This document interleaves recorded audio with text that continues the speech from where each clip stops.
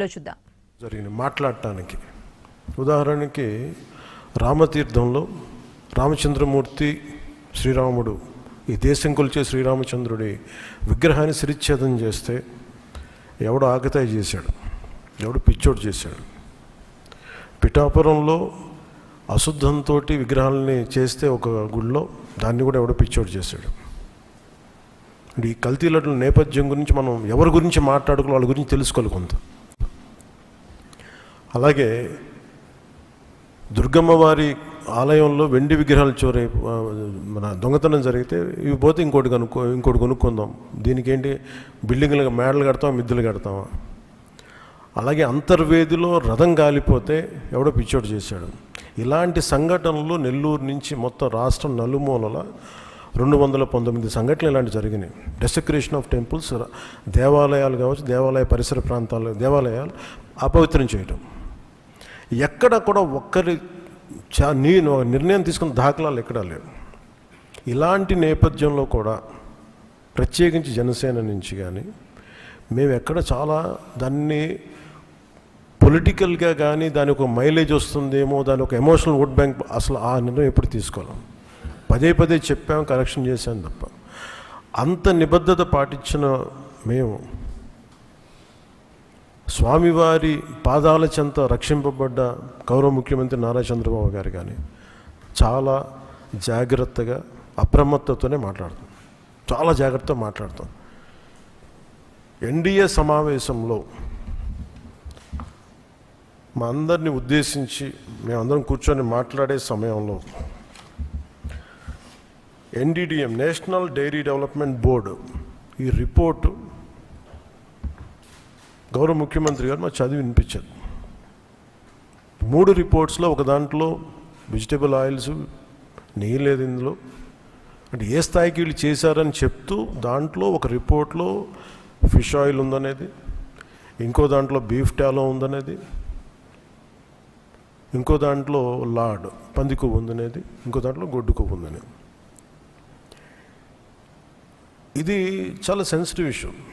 ఇది ఒక రిపోర్ట్, అది సాలిడ్ రిపోర్ట్. అది ఇది మాట్లాడేటప్పుడు మేము ఆలోచించుకొని మాట్లాడి నేను కూడా దాన్ని ముందుకు తీసుకెళ్ళినప్పుడు పర్యవసానాలన్నీ ఆలోచించి, కానీ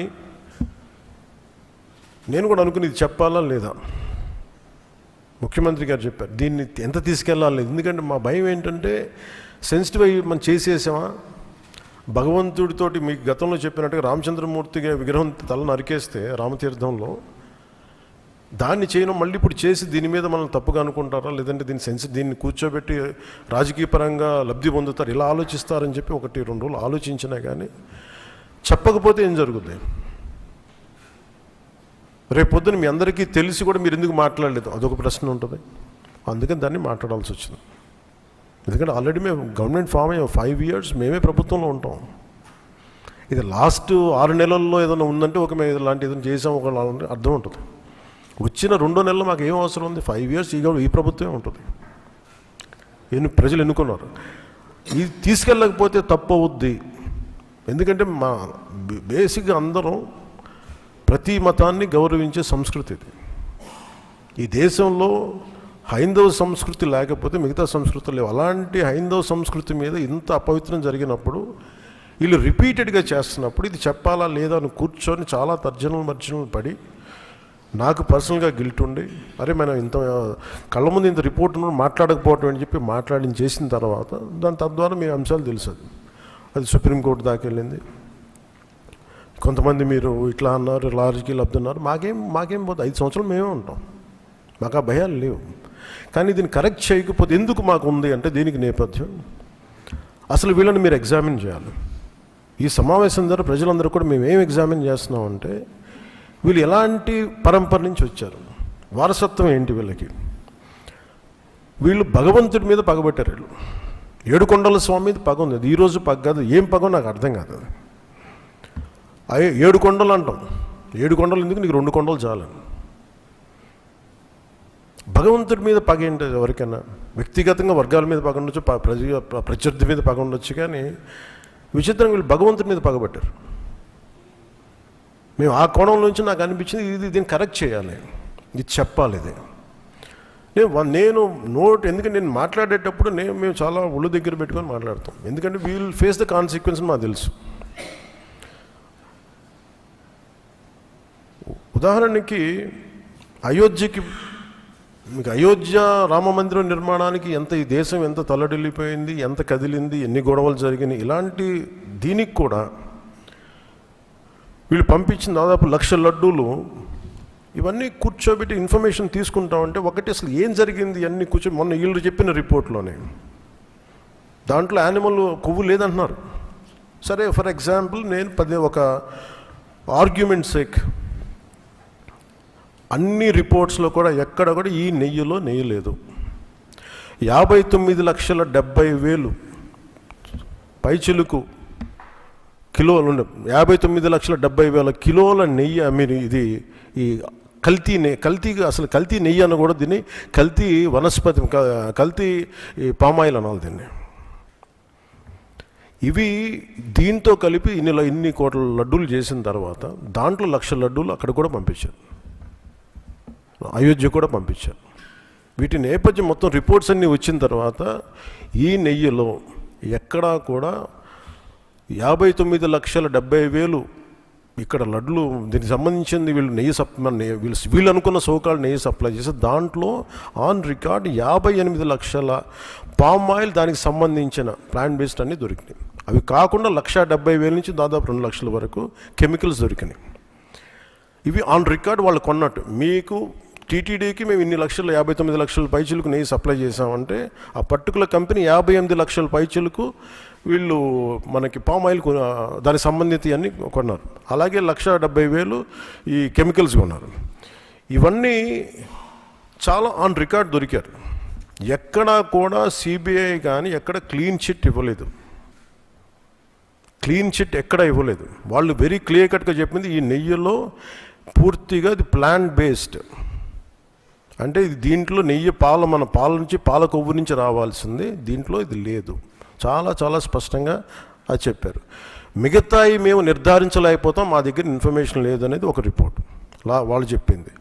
అలాగే national dairy development board very క్లియర్గా చెప్పింది దీంట్లో ఫిష్ ఆయిల్, అలాగే గొడ్డు కొవ్వు, పంది కొవ్వు, ఇవన్నీ లార్డ్ మన ఇంగ్లీష్ పదాలతో ఇవి ఉండే అవకాశాలు ఉన్నాయి. చాలా స్పష్టంగా వాళ్ళు ఇచ్చారు. ఈ ప్రాసెస్లో వీళ్ళు దీన్ని కూర్చోబెట్టి అడ్డగోలుగా మాట్లాడితే, ఎందుకంటే వీళ్ళకి ఏ రోజు కూడా ఈ ధర్మం మీద వాళ్ళకి గౌరవం లేదు. పైగా ఈ దొరికిన వాళ్ళు ఛార్జ్ షీట్లు మీకు చూస్తే మనకి తెలిసిన పేర్లన్నీ చూస్తే ఇందులో ఎక్కడ మతానికి సంబంధం లేదు. ఇది భోలేనాథ్ బాబా కానీ మిగతా ఏ డైరీ మీరు చూసినా కానీ వీళ్ళు ప్రిడామినెంట్లీ దర్ ఆల్ హిందూస్. దీంట్లో అసలు మతానికి కానీ దీంట్లో ఒక ఇస్లాంకి సంబంధించిన వ్యక్తులు కానీ లేదంటే మన క్రిస్టియన్ సంబంధించిన వ్యక్తులు అసలు ఎక్కడ సంబంధం లేదు. ప్యూర్లీ మాట్లాడుతున్నాం అంటే హిందువుల గురించే మాట్లాడుతున్నాం ఇక్కడ. So there is no question of other religions here. ఈ ప్రభుత్వం గత ప్రభుత్వం విషయంలో కూడా మేము ఏం మాట్లాడుతున్నాం అంటే they never have respect for the traditions and ధర్మ ఆఫ్ దిస్ ల్యాండ్. అది చాలా ఆబ్వియస్గా చాలా మనకు తెలుస్తూ ఉంది. దాంట్లో భాగంగానే వీళ్ళు అదే చేశారు. చూసి ఈరోజు మాట్లాడి క్షమాపణ అడగకుండా తప్పు జరిగిపోయింది. ఇందాక మా కేశవ్ గారు చెప్పినట్టుగా ఒక తెలియక చేస్తే పొరపాటు, తెలిసి చేస్తే తప్పు, కనీసం తప్పులు జరిగినాయి అది కూడా చెప్పకపోగా మమ్మల్ని క్షమించమని అడుగుతున్నారు. నేను ఒకటే చెప్తున్నాను, భగవంతుని మీద పగబట్టుకున్నవాడు సర్వనాశనం అయిపోతాడు తప్ప ఎవడు బతికిన దాఖలాలు లేవు, గుర్తుపెట్టుకున్నారు. ఎందుకంటే ఇది ఫెయిత్కి సంబంధించింది. చాలా స్పష్టంగా చాలా క్లియర్గా సిబిఐ దాంట్లో మీరు కల్తీల మీరు అసలు నెయ్యి లేని దాంతో మీరు లడ్డూలు చేసి దాంట్లో మీరు ఇందాక చెప్పిన గ్లిజరైడ్స్ ఇవన్నీ ఉన్నాయి కదండి. దానికి మీకు ఒక రికార్డ్ చెప్తాను. 2019 నుంచి 2025 వరకు మీకు కనీసం ఒక నువ్వుల నూనె 180 రూపాయల నుంచి 268 రూపాయలు ఉండేది కనీసం 26కి ఈ రోజుకి. సో వీళ్ళు సప్లై చేసే కాడికి మామూలు బజార్లో దొరికే ఒక నెయ్యి కనీసం 420 రూపాయలు కిలో. 2019 460 రూపాయలు, 2020 500 రూపాయలు. అలాంటి నెయ్యి వీళ్ళు ఒక్కళ్ళకి మనకి 319 రూపాయలు ఒకటి, 329 రూపాయలు ఒకటి. ఇవన్నీ కూర్చోబెట్టి ఈ నెయ్యిని సప్లై చేశారు. దీన్ని బట్టి మనకు అర్థం, దీన్ని బట్టి బేసిక్ ఒక హౌస్ వైఫ్ చెప్పగలరు, ఒక గృహిణి చెప్పగలరు ఇది ఎంత కల్తీ జరిగిందనేది. ఇలాంటి నెయ్యిని కూర్చోబెట్టి ఇది భగవంతుడికి ఇచ్చి ఈరోజు బుకాయించి తప్పులు చేసి మళ్ళీ ఈరోజు ఏం లేదని మాట్లాడుతూ ఉన్నారు వీళ్ళు.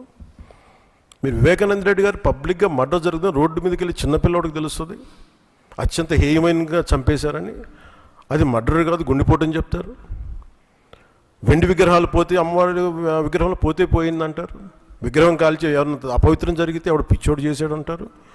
ఈరోజు కల్తీ జరిగిందని మాట అసలు కల్తీయే లేదు, ఇది పూర్తిగా మాకు క్లీన్ చిట్ ఇచ్చిందంటారు. దీన్ని బట్టి మనం అందరం అర్థం చేసుకోవాల్సింది ఇది వీళ్ళకి దీని మీద గౌరవం లేదు. వీళ్ళకి 7 కొండల వాడికి 2 కొండలు చాలు అన్న ఆలోచన విధానం నుంచి పుట్టిన వాళ్ళు ఈరోజు ఏ స్థాయికైనా దిగజారగలరో ఇది చాలా ప్రస్ఫుటంగా మనందరికీ తెలియజేస్తూ ఉంది.